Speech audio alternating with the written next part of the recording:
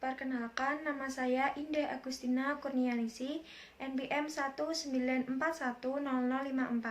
Di sini saya akan menjelaskan tentang aliran-aliran linguistik. Marilah kita simak penjelasan dari saya. Aliran-aliran linguistik. Aliran linguistik pada garis besarnya dibagi menjadi 3, yaitu aliran tradisional, aliran struktural, dan aliran transformasional yang terdiri dari generatif dan transformatif. Yang pertama, aliran tradisional sering dipertentangkan dengan tata bahasa. Hal ini dikarenakan akibat dari pendekatan keduanya yang tidak sama terhadap hakikat bahasa. Linguistik tradisional memiliki tata bahasa normatif dan perspektif, yaitu tata bahasa menganalisis berdasarkan filsafat dan semantik. Normatif yaitu sesuai aturan atau taat asas, contohnya seperti cara penulisan singkatan yang benar. Sedangkan perspektif yaitu kegramatikalan berdasarkan bahasa yang baik. Di sini bahasa bisa dipandang salah dan benar. Tokoh dari aliran linguistik tradisional ini adalah Plato sebagai guru dan Aristoteles sebagai murid. Aliran tradisional bertolak dari pemikiran filsafat Yunani. Yang pertama dari Plato dan kedua dari Aristoteles yang merupakan guru dan murid. Plato dalam bukunya mengemukakan masalah bahasa alamiah dan konvensional, physis vs nomos, memberi batasan bahasa, onoma, dan rema. Jadi, terdapat pertentangan filsafat bahasa pada kaum physis dan nomos. Physis yaitu bahasa bersifat alami, tidak teratur, dan unik, sedangkan nomos berdasarkan kesepakatan dan teratur. Yang kedua yaitu aliran struktural.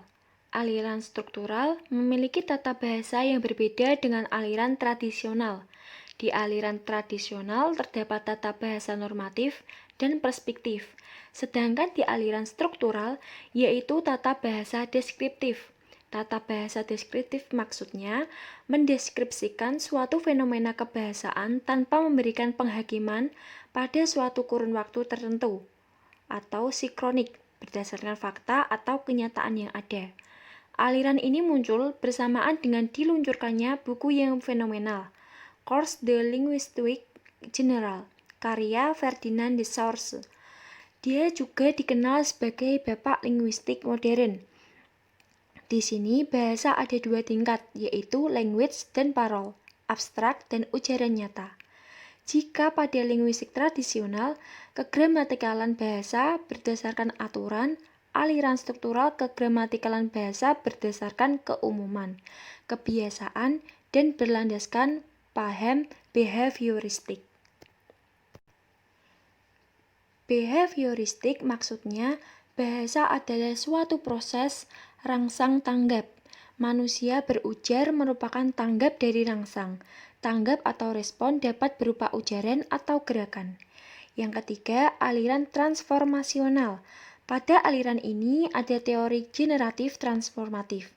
Tokoh yang paling terkenal pada aliran ini adalah Arvan Noam Chomsky.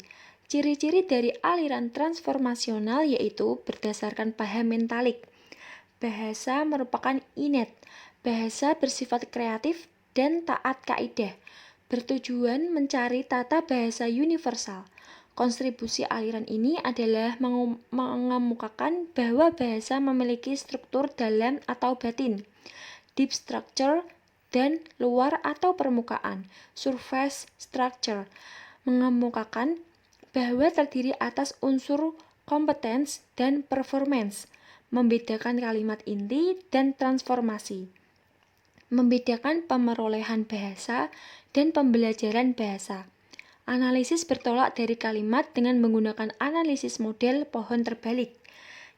Di dalam slide kali ini saya akan menjelaskan aliran struktural dengan lebih rinci, karena bahwa aliran ini dibagi menjadi beberapa pandangan dan tersebar di beberapa benua, yaitu ada di Eropa, Amerika, dan Australia. Di Eropa sendiri dibagi menjadi 2, yaitu aliran Praha dan aliran London. Aliran Praha, setiap aliran terdapat buku Dan pada aliran Praha tersebut, buku Trox de Curkel Linguistique de Brunswick, Work of the Brunswick Linguistic Circle, terbit pada 1929, dan buku Remarques karangan Roman Jackson. Pada aliran Praha terdapat tokoh yang berpengaruh, yaitu Ferdinand de Saussure. Pada aliran Praha membahas bahasa secara lebih konkret dan sinkronik, mulai dari fonetik, fonologi, sampai semantik, namun lebih pada ke fonologi, sehingga pada aliran Praha mengenal teori oposisi otonom, yaitu jika membedakan makna maka bisa disebut fonem. Ciri-ciri dari aliran ini yaitu mengkaji permasalahan secara tuntas dari berbagai sisi secara sinkronik, mengkaji unsur bahasa terkecil, misalnya fonetik, tetapi lebih kepada fonologi. Aliran London awalnya juga menitik beratkan pada fonetik dan fonologi, namun dalam perkembangannya juga mengkaji situasi fonologi, prosodi, dan kolokasi. Di Amerika sendiri ada Bumford yang menganut struktural modern deskriptif dengan ciri-ciri yang sama struktural modern, dan sama juga dengan aliran London pronologi prosody dengan paham behavioristik. Selanjutnya yaitu Amerika terdapat aliran Bumford atau Sapir-Whorf. Aliran ini menganut struktural modern deskriptif. Aliran ini sama seperti struktural modern dan aliran London fonologi prosody, yaitu menganut paham behavioristik. Di sini kegramatikalan bahasa berdasarkan keumuman dan bahasa merupakan faktor kebiasaan. Di sini membedakan language dan parole, mulai kenal sistem tanda bahasa, membedakan sinkronik dan diakronik, memberikan berbagai model analisis dalam sintaksis, dan dikenal sebagai hipotesis Sapir-Whorf. Yang terakhir, sistematik fungsional linguistik atau aliran Halliday. Aliran ini berasal dari Sydney, Australia.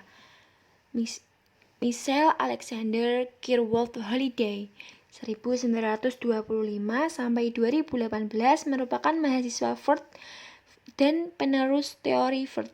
Beliau terinspirasi dari aliran Praha. Aliran ini membahas sistemik fungsional linguistik. Halliday mengatakan bahwa tidak ada perbedaan signifikan antara teks dan wacana, baik bahasa lisan maupun tulis merupakan produk suatu proses sosial. Teori ini sangat berpengaruh di Indonesia, karena teori ini merupakan awal muda diangkatnya kurikulum berbasis teks. Aliran ini menginspirasi kurikulum berbasis teks. Seperti yang disampaikan Ford, aliran ini